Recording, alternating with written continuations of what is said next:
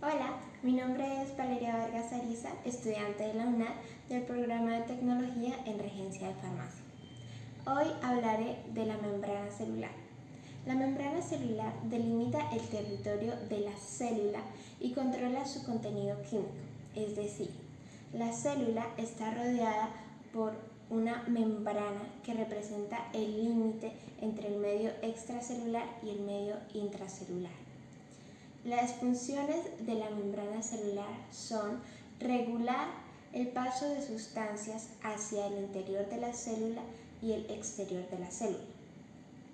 Permite el paso de ciertas sustancias e impide el ingreso de otras, actuando como barrera con permeabilidad selectiva. El modelo más aceptado de la membrana celular se denomina como modelo del mosaico fluido. En este modelo, la membrana se describe como un fluido debido a que los lípidos pueden difundirse lateralmente en el plano de la membrana, mientras que las proteínas están dispersas por toda la membrana igual que un mosaico. La distribución de los fosfolípidos proporciona la estructura básica de la membrana. Todos estos son los fosfolípidos. Mientras que las proteínas aportan la funcionalidad. Ahora hablaremos de los fosfolípidos. Los fosfolípidos son los principales componentes estructurales de la membrana celular o plasmática. Estas moléculas son anfipáticas. Esto significa que poseen un extremo hidrofílico muy polar y otro extremo hidrofóbico no polar. Aquí tengo un fosfolípido.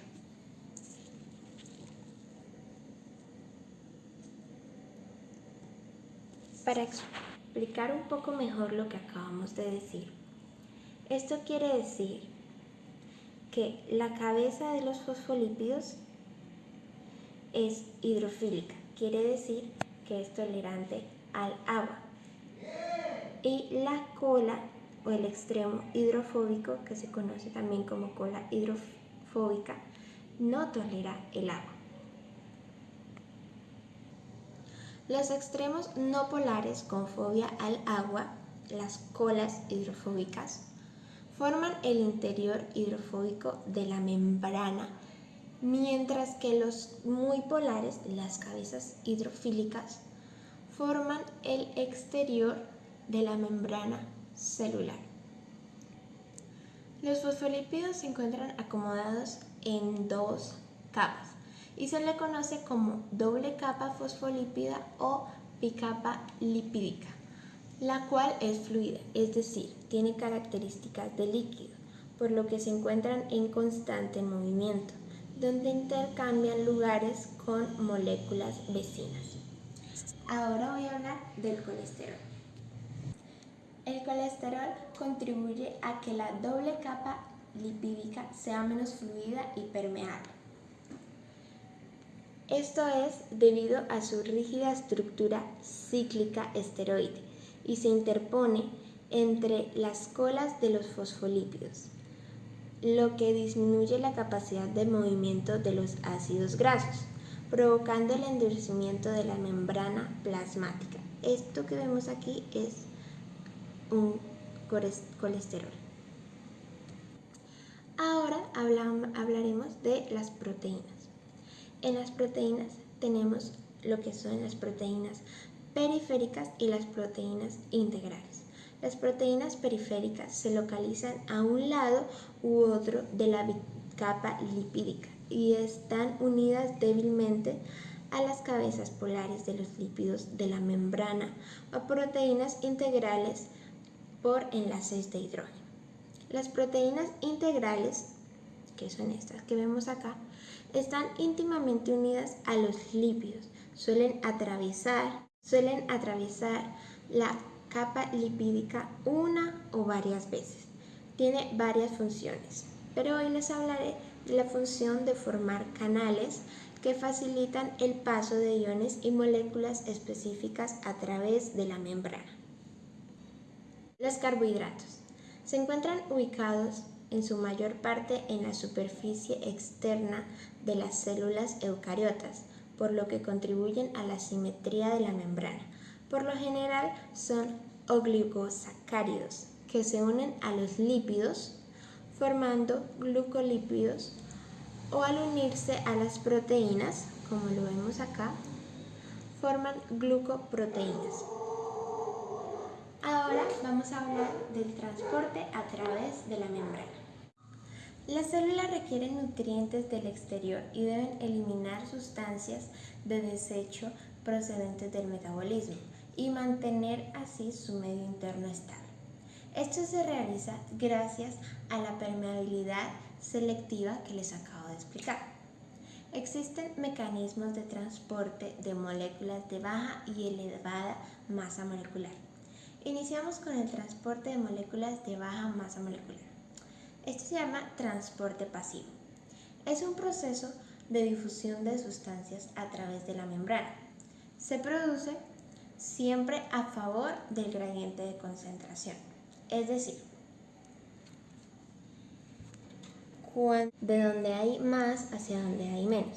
En este caso, las moléculas pasan a través de la membrana celular hacia el interior, logrando así que haya una misma concentración en el exterior y en el interior.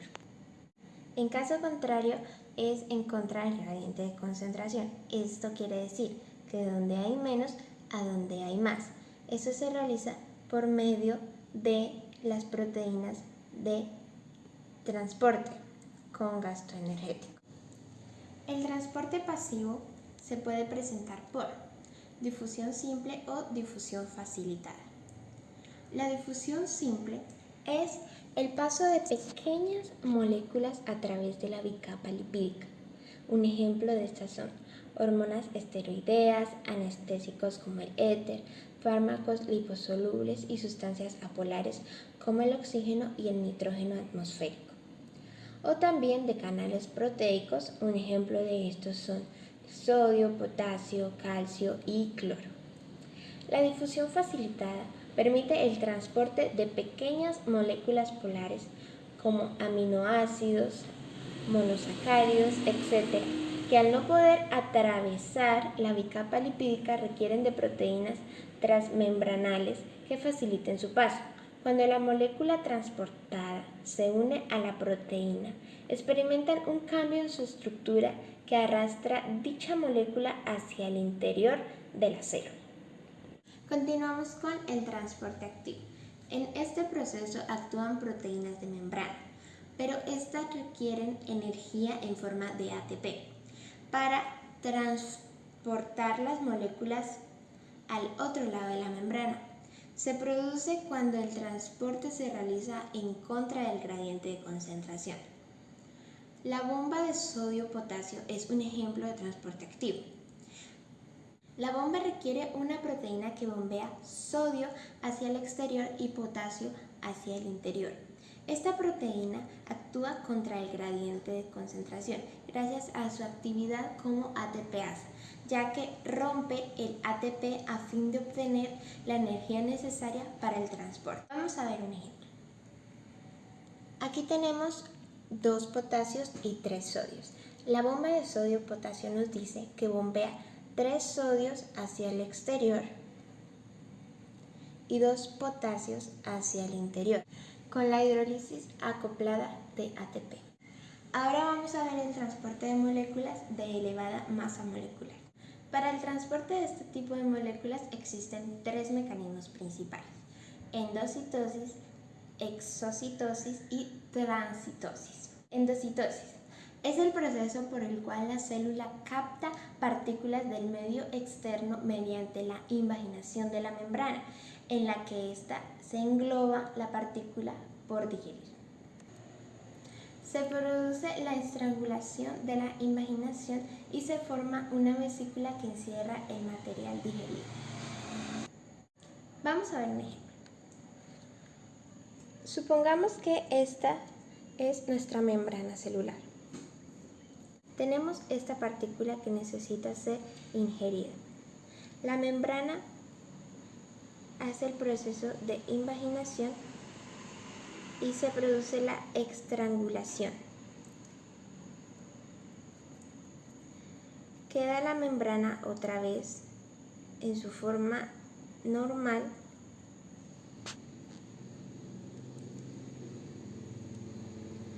y se forma la vesícula en el interior de la célula. Dependiendo de la partícula ingerida se distingue pinocitosis, que es la ingestión de líquidos y partículas en disolución, la fagocitosis, que son los microorganismos y restos celulares, y endocitosis, mediada por un receptor. Entra la sustancia por la cual existe el correspondiente receptor en la membrana. Exocitosis. Es el mecanismo por el cual las macromoléculas contenidas en las vesículas citoplasmáticas son transportadas desde el interior celular hasta la membrana plasmática para ser vertidas en el medio extracelular. A través de este mecanismo, las células son capaces de eliminar sustancias sintetizadas por las células o bien sustancias de desecho. Se produce la unión entre la membrana y la vesícula y se libera la partícula al exterior. Transitosis es el conjunto de fenómenos que permiten a una sustancia atravesar todo el citoplasma celular desde un polo a otro de la célula. Implica el doble proceso de endocitosis y exocitosis. Este ha sido mi video de la membrana celular, sus partes y el proceso de transporte por medio de la membrana. Gracias.